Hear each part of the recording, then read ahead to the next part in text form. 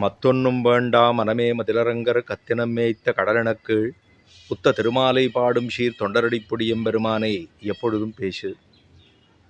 பண்டினம் முரளும் சோலை மயிலினம் ஆளும் சோலை கொண்டல்மீ தனவும் சோலை குயிலினம் கூவும் சோலை அண்டர்கோன் அமரும் சோலை அணி திருவரங்கமென்னா மிண்டர்பாய்ந்து உண்ணும் சோத்தை விலக்கி நாய்க்கெடுவினீரே.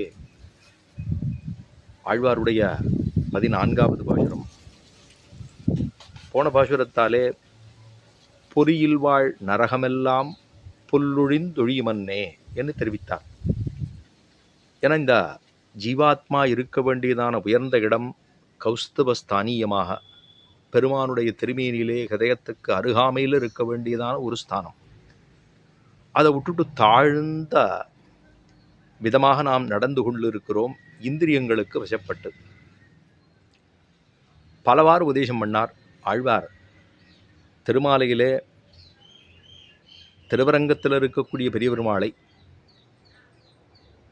அந்த பெரிய பெருமாளே எல்லாம் என்னும், அவன் எழுந்துருள் இருக்கக்கூடிய திருவரங்கமே உயர்ந்ததென்னும், பூலோக வைகுண்டம் என்னும், இப்படி இந்த திருவரங்கநாதனுக்கு இருக்கக்கூடிய பெருமையே சொல்லி கொண்டு வருகிறார். திருநாம சங்கீர்த்தத்தினுடைய வைபவம் பலவாறு உபதேசம் பண்ணினார், நாம் கேட்பதாக தெரியவில்லை.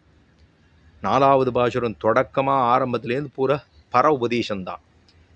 ஏன்னா கிரந்தங்களை தெரிந்து கொள்ளுவது, வியாக்கியானங்களை வாசிப்பது, மூலத்தை தெரிந்து கொள்வது, இதெல்லாம் உயர்ந்ததே.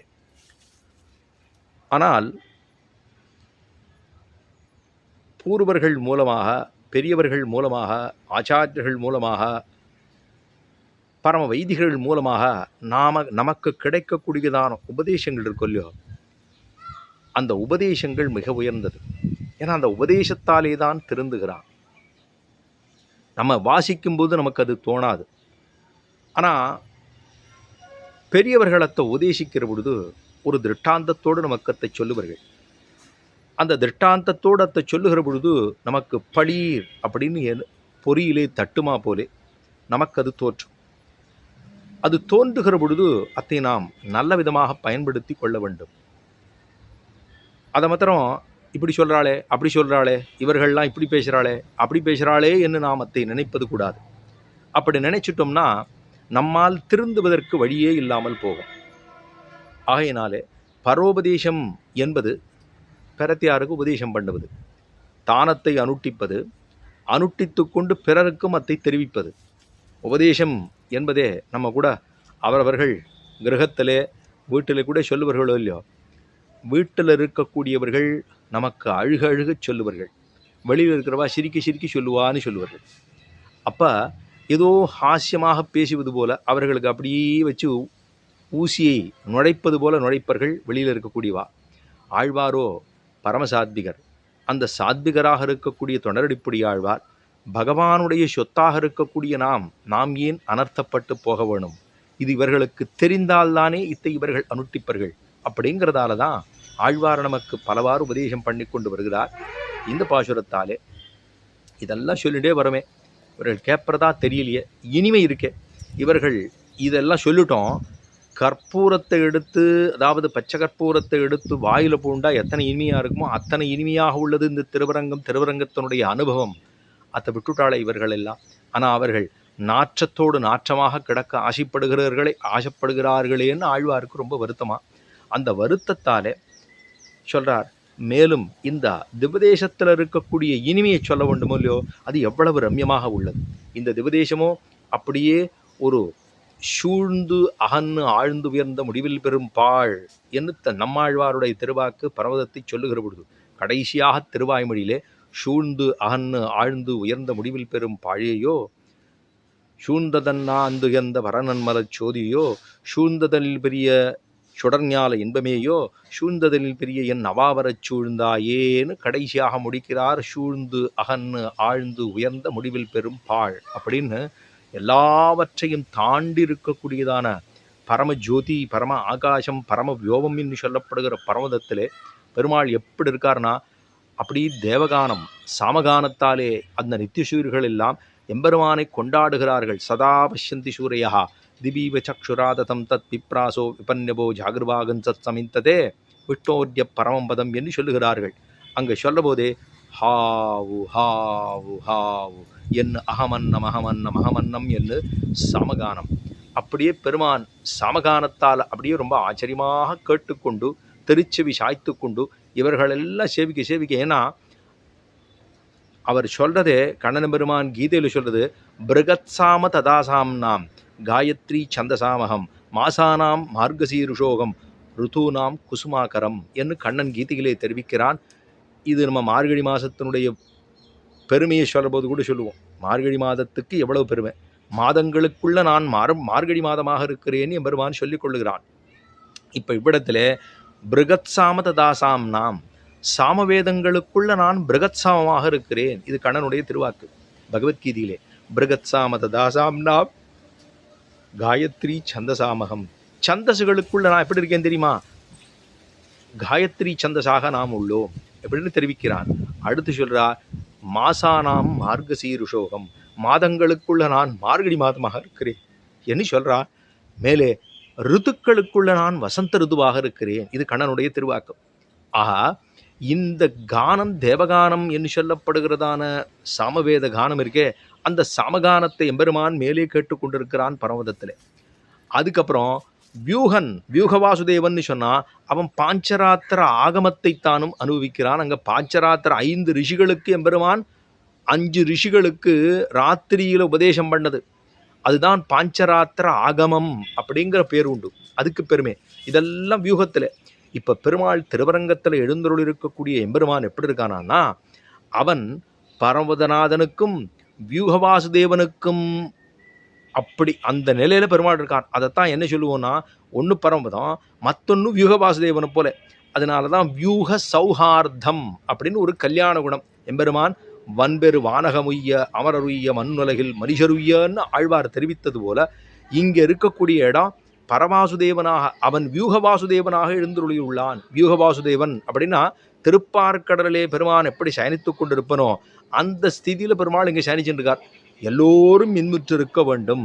வன்பெரு வானகமுய்ய, இந்த உலகம் வானாடும் வாழ்ந்து போக வேணும், இந்த மண்ணாடும் வாழ்ந்து போக வேணும், வெண்ணாடும் வாழ்ந்து போக வேணும்னு பெருமாள் அத்தனை ஆச்சரியமா இங்க சயனிச்சுருக்கானா.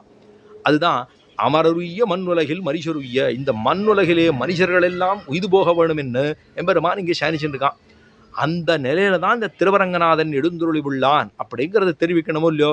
அதைத்தான் அண்டர்ஹோன் அணியரங்கன் என்று தெரிவித்தார். முதல்ல சொல்றார், இந்த திருவரங்க உபதேசத்தில் இருக்கக்கூடிய ரம்யமான ஸ்திதி எத்தனை அழகா இருக்கு. இயற்கை வளம், இயற்கை வளம்னா கொஞ்சி குலாவுகின்றதான இயற்கை வளம். அந்த இயற்கை வளத்தை சொல்லுகிறார் வண்டின முரளும் சோலை. வண்டுகள் எல்லாம் ரீங்காரம் பண்றதா. வண்டினம், வண்டு இனங்கள் எல்லாம் ரீங்காரம் அப்படிங்கிறன்னு சத்தம் போடுது. அது என்ன அழகா சத்தம் போடுதுன்னா அது அங்க இருந்து பார்த்தா தான் தெரியும் நமக்கு. இந்த வண்டினங்கள் எல்லாம் அந்த ரீங்காரம் போடுதுன்னா மதுவை போய் ஒவ்வொரு இடத்துலையும் பாலினேஷன் சொல்கிறாளோ இல்லையோ, அந்த மகரந்த சேர்க்கைங்கிறத பண்ணுது. இந்த பட்டாம்பூச்சி, இந்த வண்டுகள் இதெல்லாம் தான் ஒன்று ஒன்றா போகும். இந்த இடத்துல ஒரு இடத்துல மொட்டு இருக்கும், அது புஷ்பம் மலர்ந்துருக்கும், அதில் போய் உட்காரும், அப்படியே சுற்றும். அது அப்படியே மெதுவாக அந்த முட்டானது தெரிச்சிருக்கும், அதில் போய் உட்காரும். அப்படி ஒவ்வொரு இதழலையாக தன்னுடைய கால்களை வைத்து அந்த வண்டு அப்படியே நகரும். அது நகர்றதை பார்த்தா இது ஏதானும் புதுசாக ஏதாவது கற்றுன்னு வந்திருக்கோ. இப்போ நம்ம அவாவா ஒலிம்பிக் போட்டியெல்லாம் வைக்கிற அளவு இல்லையோ, அவள் பார்த்தோம்னா ஏரோபிக்ஸ் பண்ணுவா, சில பேர் இப்படி எம்புவா அப்படி எம்புவா, இங்கே தாண்டுவா அங்கே தாண்டுவா. இதெல்லாம் இந்த வண்டுகளுக்கு எப்படி தெரிஞ்சிருக்குன்னா, அதில் இருக்கக்கூடியதாக அந்த நாளங்களோ ரொம்ப மிருதுவாக இருக்கும். அதில் ஒவ்வொரு இதழலையும் அது அப்படியே காலை வைக்கும், அப்படியே சுற்றி வரும். அது நகரதை பார்த்தா எப்படி தான் இந்த 6 காலையும் இப்படி வைக்கிறது இப்படியே சுற்றி வரும். அதில் அப்போ ஒரு ரீங்காரம் போடும் பாருங்கோ, அப்படியே ரம்யமாக இருக்கும். எதையும் கேட்காமல் அத்தனை அழகா அது ரீங்காரம் பண்ணுறோம். இந்த ரீங்காரம் பண்ணுறதை பார்த்து ஆழ்வாருக்கு தோத்துறது. ஓ, பரமதநாதனிடத்தில் அங்கெல்லாம் நித்திய சூரிகள் எல்லாம் தேவகானத்தில் சேவிக்கிறாளோ இல்லையோ, அந்த மாதிரி இருக்குன்னா. வண்டின முரலும் சோலை, மயிலினமாலும் சோலை. மயில்கள் எல்லாம் அது என்ன பண்ணுறதா, இதெல்லாம் இது ஒரு மாதிரி ரீங்காரம் போடுதா. உடனே மயில்களுக்கு அது மயில்கள் அது இந்த மேகத்தை பார்த்தா அதுக்கு ஒரு தனி சந்தோஷம் வந்துடும். வண்டுகள் இருக்கு, வண்டு இனங்கள் பூரா வண்டின முரலும் முரல்கிறது, அது ரீங்காரம் போடுறது. வண்டின முரலும் சோலை ஏன் திருவரங்கமே சொன்னோம்னா அது ஒரு சோலை. ஏன்னா அங்கே ஆழ்வார் சொல்கிறத பார்த்தோம்னா இப்படியெல்லாம் இருக்கக்கூடிய திருமாலிருஞ்சோலமலே கொண்டாடுறார். அங்கே திருமாலிருஞ்சோலை அப்படின்னு சொன்னால் அதுவும் மலை சிகரங்கள், முகடுகள், அப்படி தீர்த்த இடக்கு இருக்கக்கூடிய இடங்கள் இதெல்லாம் இருக்குது அங்கேயும். இங்கே இந்த இடத்துல இந்த திருப்பதியிலே அதாவது திருவரங்கத்திலே வண்டினங்கள் அப்படியே முரளுகிறது. சோலையாக இருக்குது. சோலைசூழ் திருவரங்கா அப்படின்னா எத்தனை சோலைகள் உள்ளது. இன்றைக்கே நம்ம பார்க்குறோம் எவ்வளோ ரம்யமாக இருக்குன்னு. ஆனால் அந்த நாளிலே ஆழ்வார் வாழ்ந்த காலத்தில் எத்தனை தூரம் அது அழகாக இருந்திருக்கும் அப்படின்னா சொல்ல மாளாது, சொல்லி ஒண்ணாது, சொல்லவே முடியாது. அத்தனை அழகாக இருந்திருக்கும் இல்லையோ.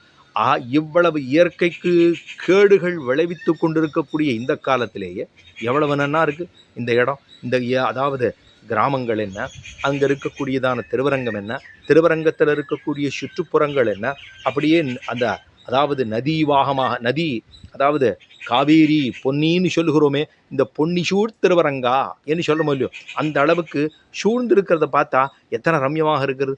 இயற்கை ஆழ்வார் அத்தனை தூரம் கொண்டாடுற இயற்கையே அப்படின்னா பெருமானே இயற்கை தானே. அவனே இயற்கையாக அவன் இந்த சிருஷ்டியை பூரா பண்ணது எதற்காக அப்படின்னா அவனுக்கு இந்த திருவரங்கத்தில் இருக்க வேணும்ங்கிற ஆசை. இங்கே கண் வளர்ந்து அருள்கிறான்னு சொல்கிறா பூர்வாச்சாரியர்களா அடிக்கடி சொல்லுவா. எம்பெருமான் கண் வளர்ந்து அருள்கிறான்.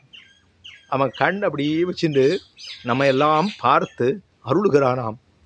அவன் அருளுகுவதற்கே நாம் இப்படி இருப்போம் என்னால் கண் வளர்ந்து அருள்கிறான். நம்ம எல்லாரையும் கட்டாட்சம், அவனுடைய கட்டாட்சம் திருக்கண் மலர்ந்து நம்ம எல்லாம் அருளுகிறான். அத்தனை ஆச்சரியமாக பெருமாள் சேனிச்சுட்டு இருக்காரு இல்லையோ. இப்போ வண்டு இனங்கள்லாம் முரளுகிறது, மயில் இனம் ஆட ஆரம்பிச்சிருது. இது ஒரு பக்கம் சத்தம் போடுதா, உனக்குத்தான் ரீங்காரம் போட முடியுமா, நான் போடுறேன், நான் அகவரேன் பார்க்குறியா அப்படின்ட்டு அது அகவ ஆரம்பிக்கிறது. மயில்கள் எல்லாம் அகவத் தொடங்குகிறது.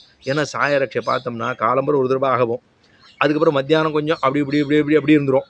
அப்புறம் சாயரட்சை திரும்பவும் பார்த்தோம்னா அகவ ஆரம்பிக்கும். அதுதான் மயில் அகவும் அப்படி சொல்லுவோம், குயில் கூவும் அப்படி சொல்லுவோம். அப்போ மயிலினம் வண்டினம் உரளும் சோலை, மயிலினம் ஆளும் சோலை. மயிலினங்கள்லாம் ஒன்று ஒன்றா ஆட ஆரம்பிக்கிறதா. மயிலினம் ஆளும் சோலை, அதுக்கப்புறம் குயிலினம் வண்டினம் உரளும் சோலை, மயிலினம் ஆளும் சோலை, கொண்டல் மீது அனவும் சோலை. கொண்டல் பார்த்தது இது ரெண்டும் இப்படி நீங்கள்லாம் வரையலா, நானும் வரேன்பா அப்படின்னு மேகமானது, மேகம் கொண்டல் அப்படின்னு சொல்லப்படுகிற மேகங்கள் எல்லாம் அப்படி தாழ வந்துட்டே இருக்கான். ஏன் தெரியுமா, இது பார்த்தா இந்த பக்கம் வடதிருக்காவேரி, இந்த பக்கம் தென்திருக்காவேரி, ரெண்டு பக்கம் ஓடுதா. அப்படி தென்திருக்காவேரி வடதிருக்காவேரி. இதை பார்த்த உடனே அந்த மேக கூட்டத்துக்கெல்லாம் என்ன வந்துருத்தான்னா, இப்போ நம்ம நன்னா கடல் சூழ்ந்து இருக்கு, கடல் சூழ்ந்த மண் உலகம் வாழன்னு தெரிவிக்கிறோம் இல்லையோ. அதாவது மணவாள மாமனிகளை தெரிவிக்கிற பொழுது கடல் சூழ்ந்த மண் உலகம் வாழ மணவாள மாமனியே என்ன ஒரு நூத்தாண்டரும்னு சொல்கிறோம். கடல் சூழ்ந்த மண் உலகம் வாழ வேணும். இந்த இருக்கக்கூடியதான லோகத்தில் இருக்கக்கூடிய இந்த உலகமே வாழ்ந்து போக வேணும்னு ஒவ்வொரு ஸ்ரீவைட்டவனும் பிரார்த்திக்கிறான். எல்லாரும் இந்த உலகமே வாழ்ந்து போக வேணும்னு பிரார்த்திக்கக்கூடிய பெருமை யாருக்கு உண்டுன்னா ஸ்ரீவைட்டவனுக்கு உண்டு. அவன் நிச்சயமே என்ன சொல்கிறான், கடல் சூழ்ந்த மண் உலகம் வாழன்னு சொல்கிறான். இதெல்லாம் என்ன பண்ணிவிட்டுதான், வண்டு ரீங்காரம் பண்ணுறது. அதை பார்த்தா சாமகானத்தை சேவிக்கிற மாதிரி இருக்கான். வண்டின முரளும் சோலை, மயிரினமாலும் சோலை, கொண்டல் மீதனமும் சோலை. அப்படி பக்கத்தில் வந்துடுதான் மேகங்கள் எல்லாம். கொண்டல் மீதனமும் சோலை இது மூணு வந்துடுத்துனா அப்புறம் குயிலுக்கு மட்டும் அது மட்டும் விட்டு வைக்குமா, அது கூவ ஆரம்பிச்சிருது. குயிலினம் கூவும் சோலை. சோலை தான் எவ்வளவு சோலைனா அப்படியே ரொம்ப நெருக்கமாக மரங்கள் என்ன, புஷ்பங்கள் என்ன, இயற்கை வளங்கள் என்ன, தீர்த்தம் என்ன, தடாகம் என்ன, இவ்வளவு இருக்கக்கூடிய இடத்துல ஏன்னா இதெல்லாம் ரம்யமாக இருக்கும் இல்லையோ. ஏன்னா இவன் சொல்ல மாட்டேங்கிற இவ்வளோ உபதேசம் பண்ணிவிட்டோம் ஒன்றும் இல்லை. சரி இனிமையாக சொல்லலாமே, இந்த திருவரங்கத்தினுடைய இனிமையை சொல்லலாமே, இதை சொன்னாலாவது இவாள ஏதாவது பண்ணுறாள பார்க்கலாம் அப்படின்னு ஆழ்வார் வண்டினம் உரளும் சோலை, மயிலினம் ஆளும் சோலை, கொண்டல் மீதனமும் சோலை, குயிலினம் கூவும் சோலை. மேலே சொன்னார் அண்டர்கோன் அமரும் சோலை. அண்டர் நித்தியசூரிகளுக்கு தலைவனாக இருக்கக்கூடிய எம்பெருமான் அண்டர்கோன். இன்னொன்று சொன்னார் அண்டர்கோன் என்னால் இங்கே இருக்கக்கூடிய மக்கள் நன்றி உணர்வு இல்லாமல் இருக்கக்கூடியவர்களாக இருக்கிறீர்களே. ஏன்னா நாயாவது சாப்பாடு போட்டால் அந்த எஜமானனை சுற்றி வந்துட்டுருக்கோம். இது இவனுக்கு அது கூட இல்லையே. அவனுக்கு நன்றி உணர்வு இல்லாமல் எப்படி இருக்காமோ இவனுக்கு போடுற சாப்பாடு. அண்டர்கோன் அமரும் சோலை அணி திருவரங்கம் என்ன. ஏன்னா வியூகத்துக்கும் பரமதநாதனுக்கும் பிரதிநிதியாக இருக்கக்கூடிய ஸ்திதியில் இருக்கக்கூடிய எம்பெருமானே யாரு, திருவரங்கத்தில் இருக்கக்கூடிய எம்பெருமான் அண்டர்கோன் அமரும் சோலை சொன்னார். வண்டினம் அருளும் சோலை, மயிலினமாலும் சோலை, கொண்டல் வீதனமும் சோலை, குயிரனும் கூவும் சோலை, அண்டர்கோன் அமரும் சோலை அணிதிரவரங்கம். அதுதான் அழகா இந்த பூலோகத்துக்கே ஆபரணமாக இருக்கக்கூடிய அணி திருவரங்கன், பூலோகத்துக்கே லீலா விபூதிக்கு ஆபரணமாக அணி திருவரங்கம். அண்டர்கோன் அமரும் சோலை அணி திருவரங்கம்னா சொல்ல மாட்டீங்களா? அணி திருவரங்கம்னு சொல்ல மாட்டீங்களா? அணி திருவரங்கம்னா அப்படி சொல்லலைன்னா என்ன செய்யலாம்? வாழலாம். பெருமானை சொல்லணும், அவன் இருக்கக்கூடிய இடத்த சொல்லணும், அவனுக்கு ஸ்லோகத்தை சொல்லணும், அருளிச்சேலை சொல்லணும், பூர்வாச்சாரியருடைய ஸ்ரீசக்தியை சொல்லணும், இதெல்லாம் சொல்லணும். இவன் திருநாமத்தையும் சொல்ல மாட்டேங்கிறானே, எவ்வளவு தாழ்ந்தவனாக இருக்கிறான். இவன் சொல்லணுங்கிறது தானே எம்பெருமானுக்கு. பெருமானுக்கு என்ன திருவுள்ளம்னா இவனை எப்படியாவது ரட்சித்து கொடுக்க வேண்டும், இவனுக்கு ஒரு நல்லதை பண்ணித்து இவனை கொண்டு போகணும் அப்படின்னு ஆசைப்படுறான். அதுக்காக தான் பெருமாள் கண் வளர்ந்து அருள்கிறான் இவ்விடத்துல. பெருமாள் நமக்கெல்லாம் ரொம்ப கஷ்டம், கர்மயோகம் வேண்டாம், ஞான யோகம் வேண்டாம், பக்தி யோகம் வேண்டாம், இதெல்லாம் பண்ண முடியாது இவனாலே. அதுக்காக நம்ம போய் சாணிச்சுருவோம். வந்த இடத்துல நம்மளை திருவரங்கம் சொல்கிறானா, திருவரங்கநாதன்னு சொல்கிறானா, அரங்கநாதான்னு சொல்கிறானா, ஸ்ரீரங்கான்னு சொல்கிறானா, கையை கூப்பிட்றானா, இப்போ திருவீதி பிரதட்சணம் பண்ணுறானான்னு இதெல்லாம் பண்ணி எப்படியாவது இவனை கூண்டு போகலான்னு பார்த்தா மாட்டேங்கிறானே, ரொம்ப அடம்பிடிக்கிறானே அப்படின்னு பெருமாள் அடம்பிடிக்க ஆரம்பிச்சுட்டா சாணிச்சுட்டா. அப்போ கண் வளர்ந்து உருள்கிறான் நமக்காக. இந்த சௌஹார்தத்தை காண்பிக்கும்படியாக எம்பெருமான் இங்கே சனித்து கொண்டிருக்க நாம் எல்லாம் மாட்டேனோம். இவனுக்கு என்ன பண்ணணும் தெரியுமா? இவனுக்கு மெண்டர்பாய்ந்து ஒன்றும் சோத்த விலக்கி நாய் கெடுமினீரே. இவன் இது நாய் ஏதாவது ஒரு இடத்துல போய் சாப்பிடுதுன்னா அதை கூட இவனுக்கு போடக்கூடாதுன்னா, இவன் இவ்வளவு நன்றி கெட்டவனாக இருக்கிறான். விலக்கி நாய்க்கு இடுமினீரே போட்டுடாதவங்க. அதுவாவது நாயாவது எஜமானனுக்கு விசுவாசமாக இருக்கும், இவனுக்கு அந்த விசுவாசம் கூட இல்லையே, இவனுக்கு போட்டு என்ன பண்ணுறது அப்படின்னுட்டு விலக்கி நாய்க்கெடுமினீரே என்று தெரிவித்தார் இப்பாசுரத்தாலே. அப்படின்னா நம்ம இருக்கணும். புல்லொழிந்தொழியுமன்னேன்னு சொல்லாத ஒரு இடத்துல புல் கவ்வக்கிடக்கு நேரான்னு இந்த நம்ம ஒவ்வொருத்தருடைய சிறிய பார்த்துட்டு ஆழ்வாருக்கு எத்தனை தூரம் வந்துருத்துன்னா, இவனுக்கு ஒரு பட்சியைத்தான் சொல்லணும், இல்லை ஒரு மிருகத்தைத்தான் சொல்லணும், அதுக்கு இருக்கக்கூடிய விசுவாசம் கூட இவனிடத்துல இல்லை அப்படின்னு ஆழ்வாருக்கு தோற்றுக்கணுமா? நம்ம அப்படி இருக்கலாமா? நம்ம இப்போ ஆழ்வார் எவ்வளோ தூரம் சொல்லிருக்கார், நமக்கு உபதேசம் தானே பண்ணிருக்கார். கடுசா இருக்குன்னு நம்ம நினச்சிட முடியுமா? ஆழ்வார் உள்ளது தானே சொல்கிறார், நம்ம எப்படி இருக்கிற சிறியதானே சொல்கிறார் அவர். அப்போ விலக்கி நாய்க்கெடுமி நீரே போட்டுடாதங்கோ. அது கூட போட்டால் இவன் இருக்கிற இருப்புக்கு அத்தை கூட பண்ணக்கூடாது. அதனாலே நன்றி உணர்வு இல்லாமல் நாம் எல்லாம் இருக்கக்கூடாது இல்லையோ என்பதற்காக இனிமையை திருவரங்கநாதனிடத்தில் இருக்கக்கூடிய இனிமையெல்லாம் சொல்லி பெருமான் அவனாக அணிகரங்கனாக, அவனே நித்திசூர்களுக்கு தலைவனாக, அவனே அண்டர்கோனாக அப்படி இருக்கக்கூடிய இந்த ரம்யத்தை சொன்னாலாவது மேற்கொண்டு எம்பெருமானையும் திருவரங்கநாதனையும் திருவரங்கத்தையும் கொண்டாடுகிறானா பார்க்கலாம் என்று தெரிவிக்கிறார் இப்பாசுரத்தாலே. ஆழ்வார் திருவடிகளே சரணம். மேலும் பார்ப்போம்.